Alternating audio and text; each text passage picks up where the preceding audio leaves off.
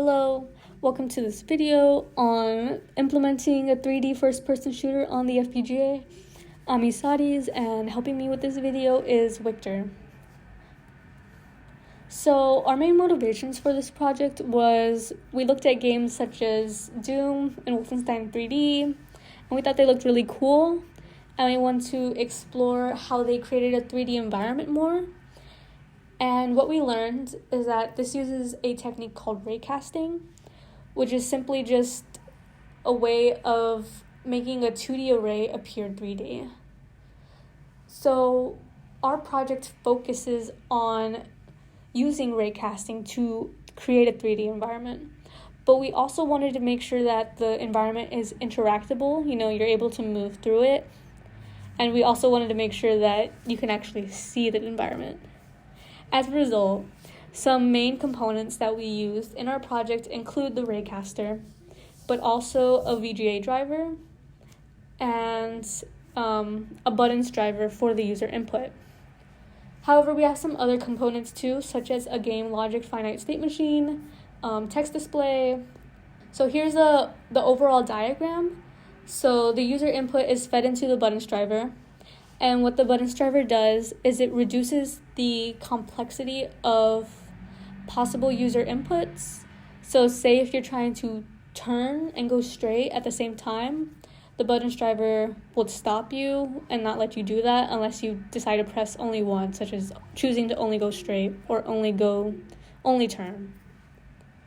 This reduces the complexity for the finite state machine. So the finite state machine reacts to the user input and either changes the state or it passes it into the movement. So the main states we have for this game include the new game state, play game state, and game over state. So the buttons change the state from new game to play game, and during the play game state, the user input is pushed through into the movement module. However, the finite state machine also relies on two timers, one to control how long the game is running in the play state, and also how long the game over state appears. So the movement takes the user inputs and translates them to positions as well as angles for the Raycaster. The Raycaster uses this information in order to cast what rays need to be casted in order to see the map of the environment. Then, from what's been casted, the RGB values are pulled out, the RGB values are outputted basically, and it's fed into the display module. The display module sees these RGB values, but also it sees what the current state is in. So based on the current state, there's also different text that appears, usually there's like a starting menu. In our case, there's a title and then a prompt that says press play to start. And we also have a game over text display, which just says game over. So the display looks at the state. From the state, determines what text needs to be. The finite state machine determines what text needs to be displayed in what state, and the display from the state determines what RGB values to map, whether that should be the text RGB values or the RGB values from the frame buffer of the Raycaster.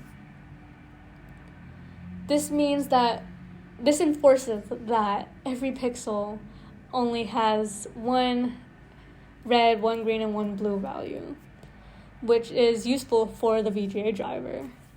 The VGA driver basically takes these RGB values from the display, and it also generates a VSync and an HSync module, which synchronizes the RGB values throughout the screen, both horizontally and vertically. Then this is fed out into the VGA display. The thing we're most proud of with this project is obviously our Raycaster. We were able to get it working, and Wiktor is going to talk more about it now. This is a quick overview of the insides of Raycaster. We will go through the finite state machine inside of it. First, we have idle while we wait for the start flag to be set. This will be our shared multiplier. We have our ROM lookup, and from here we go into calculations. We first start off by calculating the ray. We can calculate it for the x and the y. From there, we calculate the delta distance. From there, we can actually start to cast the ray. While casting the ray, we will move one block at a time and check if on the map there is a corresponding wall.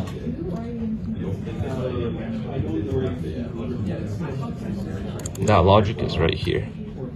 As you can see, if the map is not empty, then we will continue going, and if it does find a wall, we will set the corresponding color and we will notify that we are done after we calculate the height.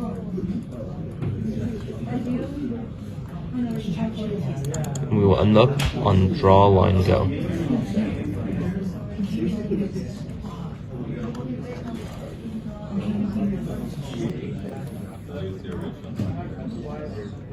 This is how to create the map.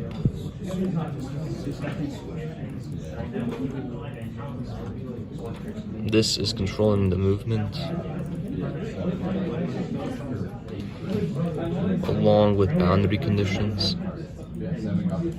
Here we have the shooting logic.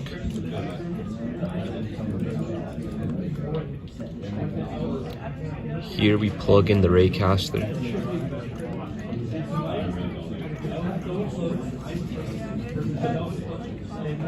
Here we set the frame buffer to the Raycaster output.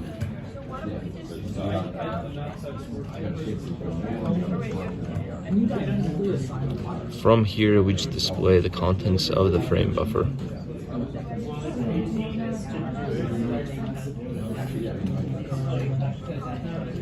And then here is the demo of it working. Can you stop the game while? If they don't match up the two things,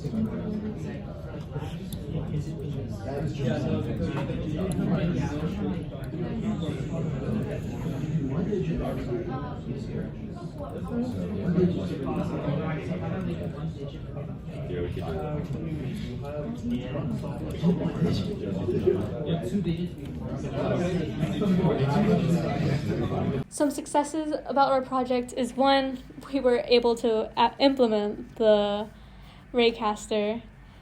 Two, we're able to move within the Raycaster, as you saw. I mean, not the Raycaster, the 3D environment we generated with the Raycaster, as you saw in the demo. And also, we do have a finite state machine which controls, whether the frame buffer is outputting data or if it's just text. Yeah.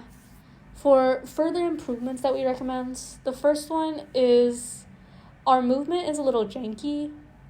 You can't really tell in the demo, but your movement was forced to be either on the X plane or the Y plane, and that's not very natural.